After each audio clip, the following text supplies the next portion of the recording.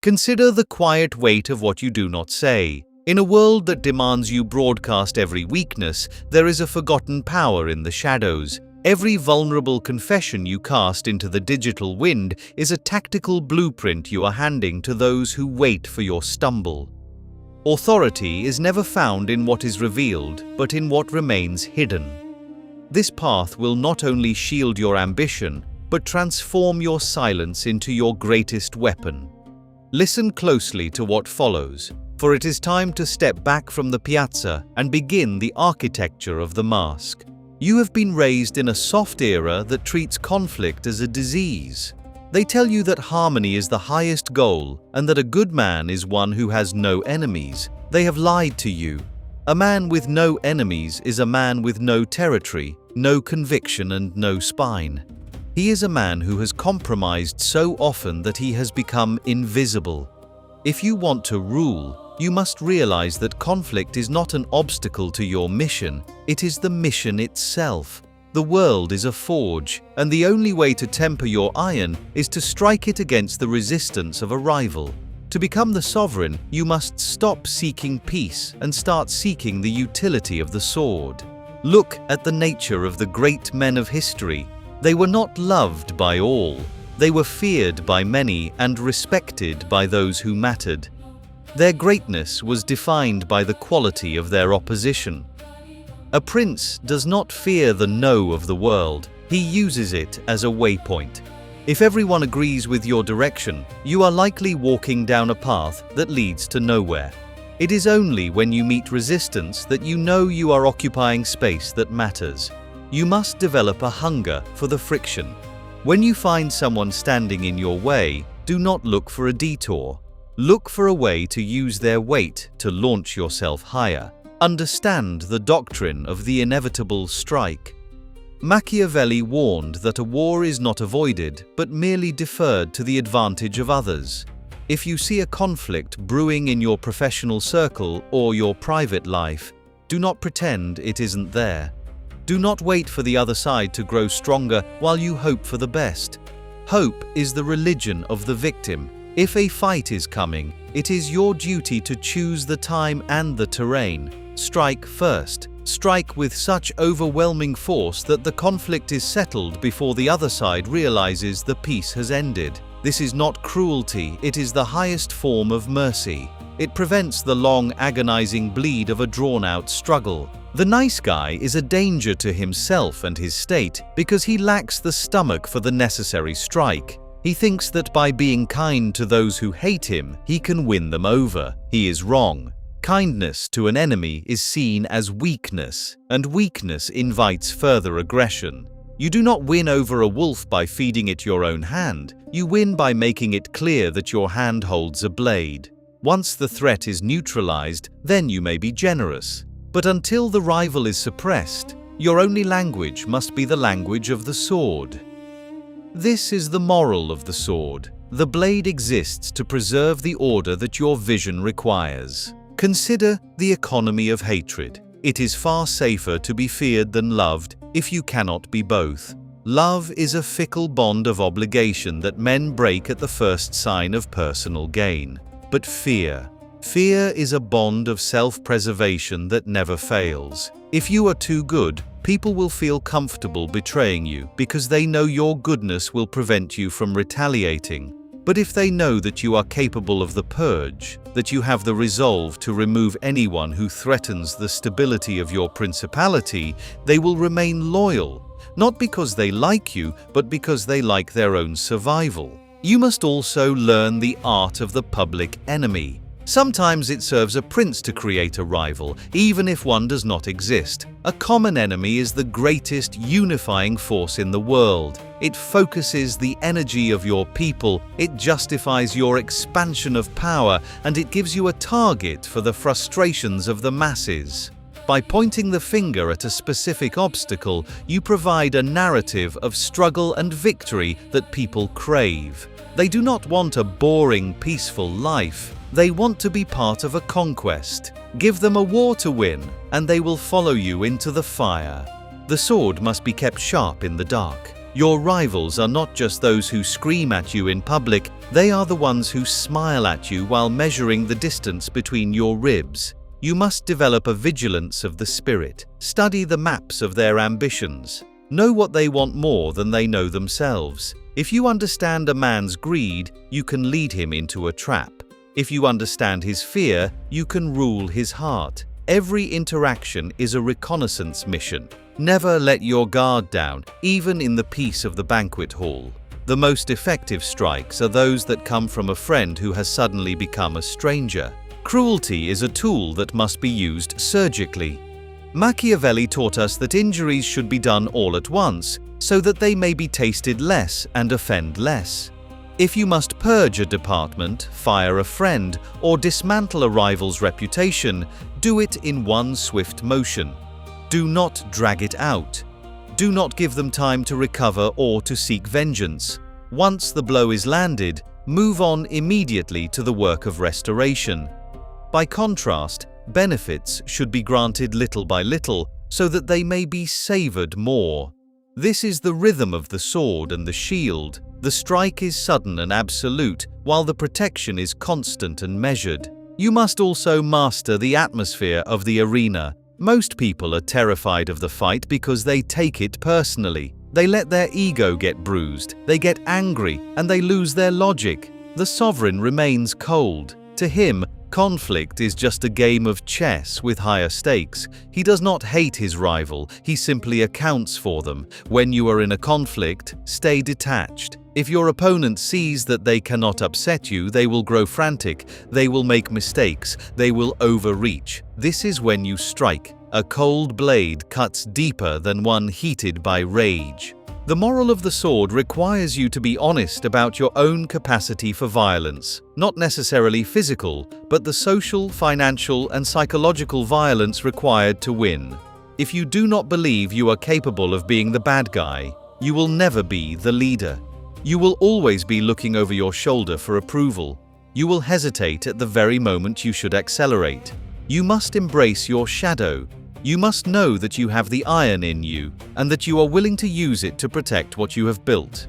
The world respects strength, and strength is the ability to say no and back it up with a consequence. Consider the law of the whetstone. Every person who tries to hold you back is actually doing you a favor. They are forcing you to get smarter. They are forcing you to build better systems. They are forcing you to become a version of yourself that can survive their attacks. Do not complain about your enemies. Thank them. They are the only ones telling you the truth about your weaknesses. Your friends will lie to you to keep you comfortable, but your enemies will show you exactly where your armor is thin. Listen to them, patch the holes, and then use your newly tempered armor to crush them. In the digital piazza, the sword is your ability to endure the outrage of the weak. The mob will try to use shame as a weapon to disarm you. They want you to apologize, to bend the knee, and to admit that you are wrong according to their shifting morals. Resist. An apology to a mob is an invitation to be devoured. The mob does not want an apology, they want a sacrifice. Stand your ground. Let the storm of their anger break against the stone of your indifference. If you do not yield, the mob will eventually move on to a softer target. Your refusal to fight on their terms is the ultimate use of the sword. You must also understand the leverage of the peace pipe.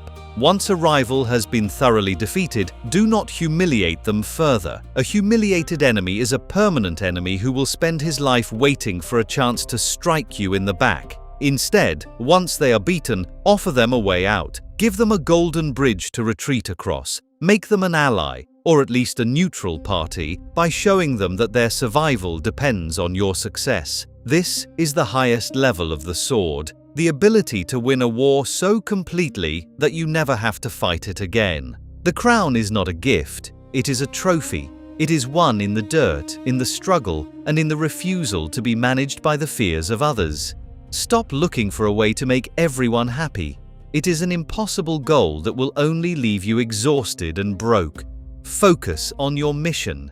Protect your pride. Use the sword when necessary and keep it sharp when it's not. The world is not looking for a nice man, It is looking for a man who is strong enough to create a world worth living in. The campaign for sovereignty is a campaign of friction. Embrace the heat, embrace the struggle, embrace the rival, for it is in the fire of the fight that the sheep is burned away and the lion is revealed. The blade is in your hand. The arena is waiting. The time for the nice guy has ended. The hour of the sword has begun. You must realize that the sword is not merely an instrument of destruction. It is the most precise tool of measurement in the world. It measures the depth of your resolve and the height of your rival's ambition.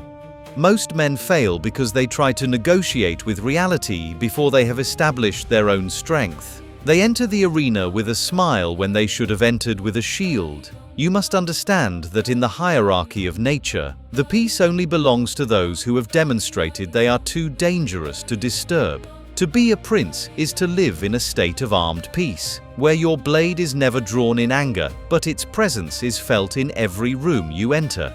If you do not have the capacity for the strike, your peace is actually a surrender that hasn't been signed yet. Look at the mechanics of the necessary friction. Every great endeavor creates heat, and heat comes from resistance. When you attempt to move a large body, be it a company, a market, or a legacy, you will find those whose comfort depends on your stillness. These are not just critics. They are the anchors of the old world. You cannot move forward without breaking their hold. This requires a surgical application of pressure. You do not strike out of malice. You strike because they are an obstacle to the effectual truth of your progress. A prince does not apologize to the rock for moving it out of the path of the kingdom. He simply applies the leverage required to clear the way. You must develop a cold, mechanical view of opposition. It is not personal, it is physics. Consider the psychology of the first blow. In any conflict, the one who lands the first meaningful strike gains a psychological territory that the defender can rarely reclaim. The defender is always in a state of reaction, looking at your moves rather than their own goals.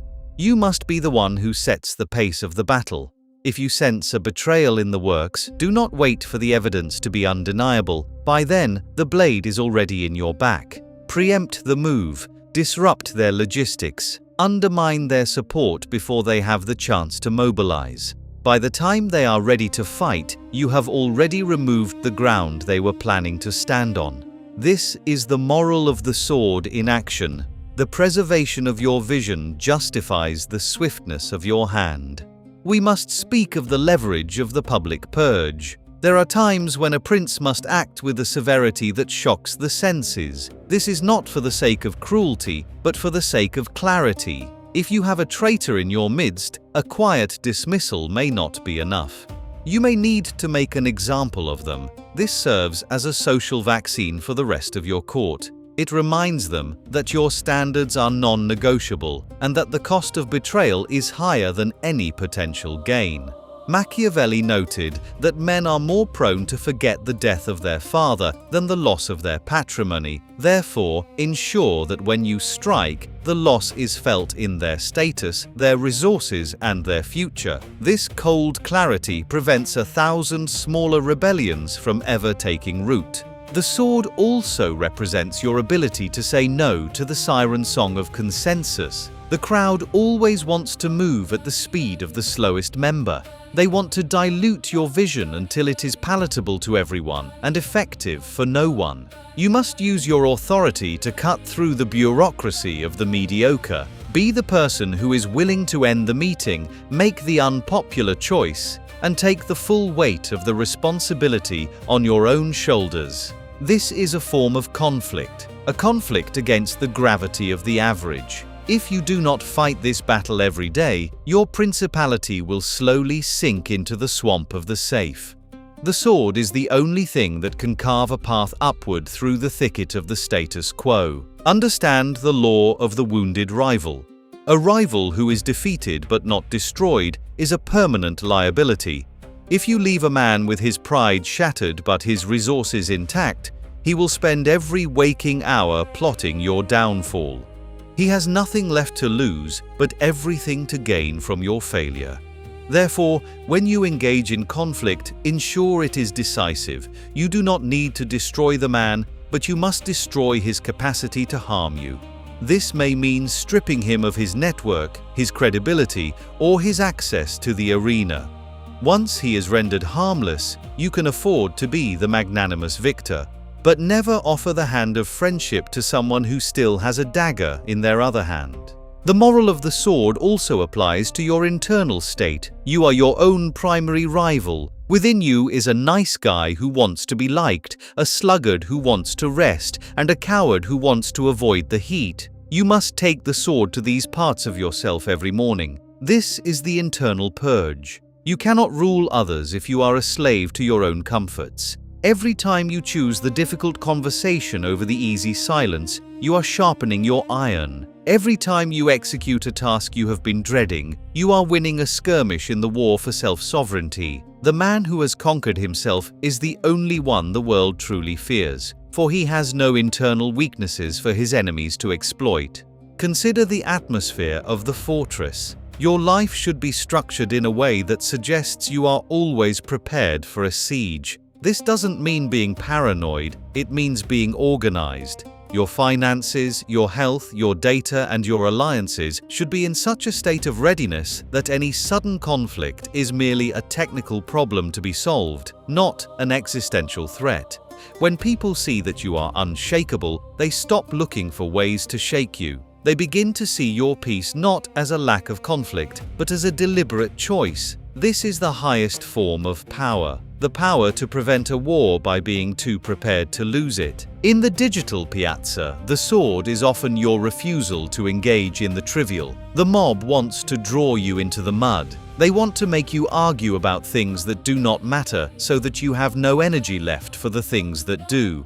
Your refusal to participate in their petty wars is a strike in itself. It signals that you occupy a higher plane of reality. It makes them feel small and insignificant. By staying focused on your long-term conquest, while they are busy with the outrage of the hour, you are slowly but surely claiming the future. The sword is as much about what you don't hit as what you do.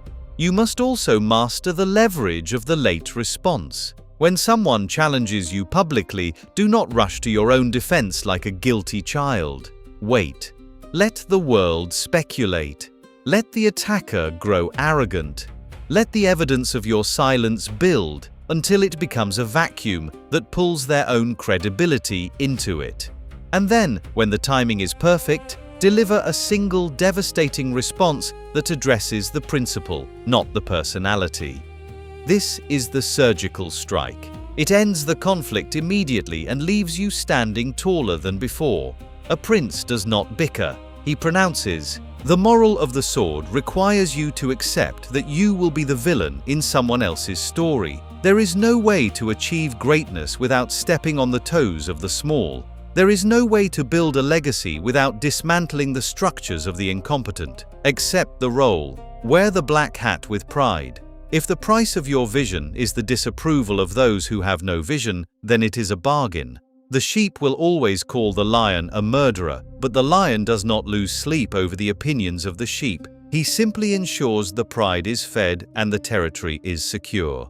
Your ambition is a fire that requires a hearth of iron to contain it. Without the sword, without the boundaries, the discipline, and the willingness to fight, your ambition will simply burn itself out, leaving nothing but ash. You must be the guardian of your own fire.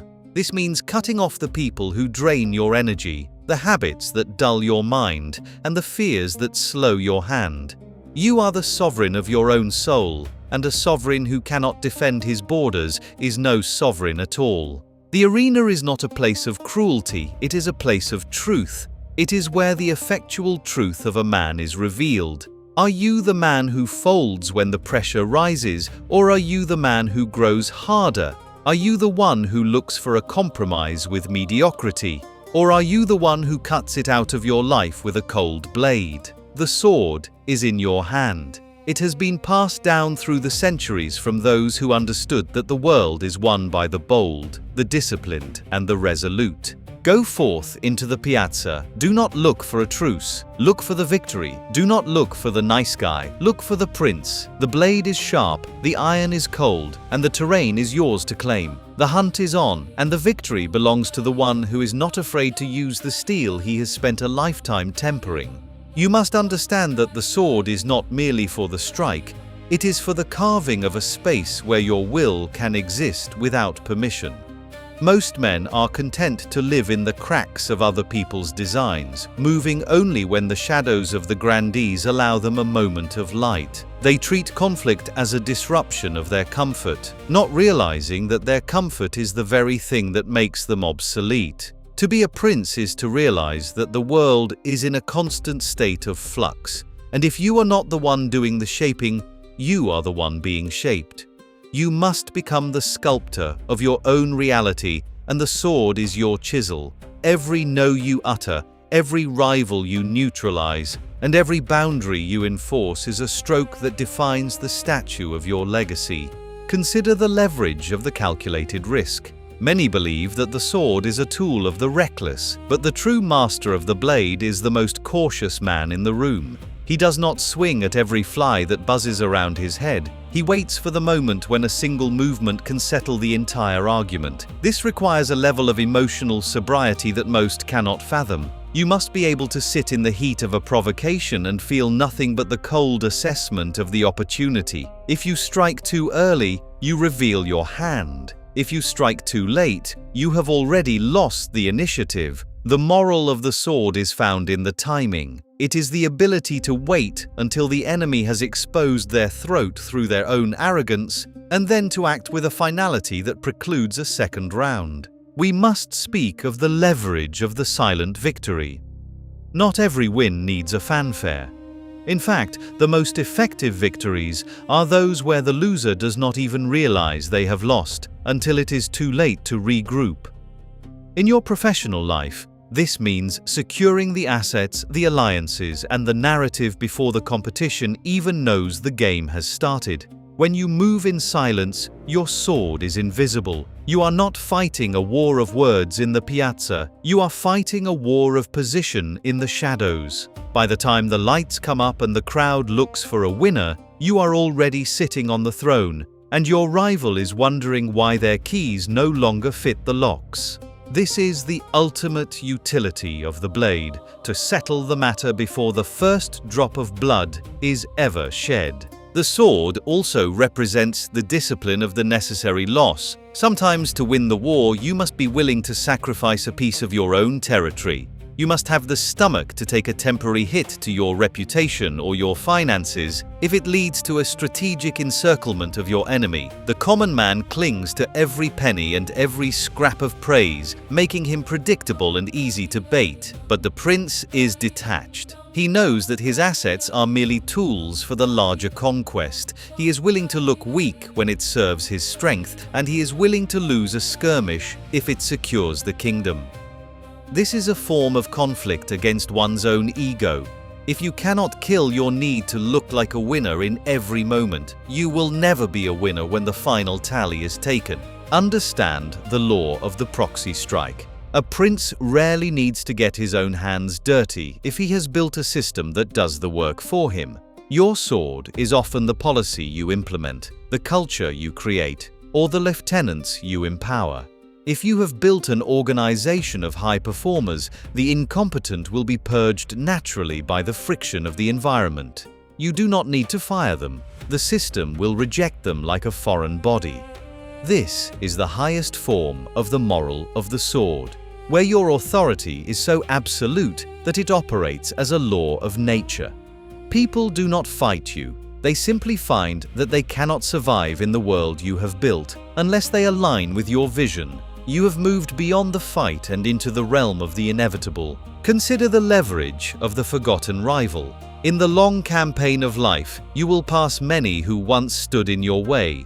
Do not make the mistake of gloating over their fall. A prince remains majestic in victory. By treating a defeated foe with a distant professional courtesy, you signal that their opposition was never a threat to your composure. It suggests that you are so far above the fray that their attempt to stop you was merely a minor administrative error on their part. This prevents the blood feud and ensures that your energy is always focused forward, on the next horizon, rather than backward on the graves of the past. The sword is for the opening of the future, not the settling of the past. The moral of the sword requires you to be a master of strategic cruelty toward your own potential. Every day, you must identify the habits and thoughts that are making you soft, and you must cut them out without mercy. If you have a friendship that is based on nothing but shared stagnation, cut it. If you have a business venture that is draining your resources without a path to victory, kill it. If you have a belief about yourself that limits your ambition, crush it. Most men are hoarders of their own mediocrity. They keep their failures around because they are familiar. You must be a minimalist of the soul. Only keep what makes you sharper, faster, and more formidable. The void you create by cutting away the rot is where your power will grow. In the digital piazza, the sword is your ability to remain anonymous in your intentions. The world wants you to state your mission and share your values so they can hold you to them. They want to use your own words as a cage. A prince speaks in generalities and acts in specifics. He keeps his true goals in a private sanctum where no one can reach them. This creates an atmosphere of the unspeakable. People know you are moving towards something great, but they cannot define it, and because they cannot define it, they cannot stop it. Your silence is the sheath that protects the blade of your intent. Let the world argue over what they think you are doing. You stay focused on what you are actually achieving. You must also master the leverage of the late night. While the rest of the world is asleep, the prince is the only one awake in his kingdom. This is the time for the audit of the sword. Review your maps. Analyze the day's skirmishes. Who showed their true face? Where did you lose ground? Where is the opening for tomorrow's strike? This midnight vigilance is what separates the sovereign from the servant. The servant waits for the morning to be told what to do. The sovereign has already decided the outcome of the day before the sun even rises. The dark is your ally because it is the only time the world is not looking for the mask. In the dark, you can be the iron. The moral of the sword is ultimately about the sanctity of the goal. If the goal is great enough, any conflict required to reach it is justified. This is the core of the Machiavellian spirit. It is not about being evil, it is about being effective. The only true sin in the eyes of history is failure. If you win, the cruelty of your methods will be rewritten as decisiveness, and your enemies will be remembered as obstacles to progress. But if you lose, even your kindness will be seen as weakness. Therefore, your only moral obligation is to succeed. The sword is the tool that ensures that success is not left to the whims of fortune, but is the result of your own iron will. The arena is calling, and the spectators are waiting for a show. Do not give them a comedy of errors or a tragedy of hesitation. Give them a masterpiece of execution. Show them what happens when a man stops asking for permission and starts taking responsibility for his own destiny.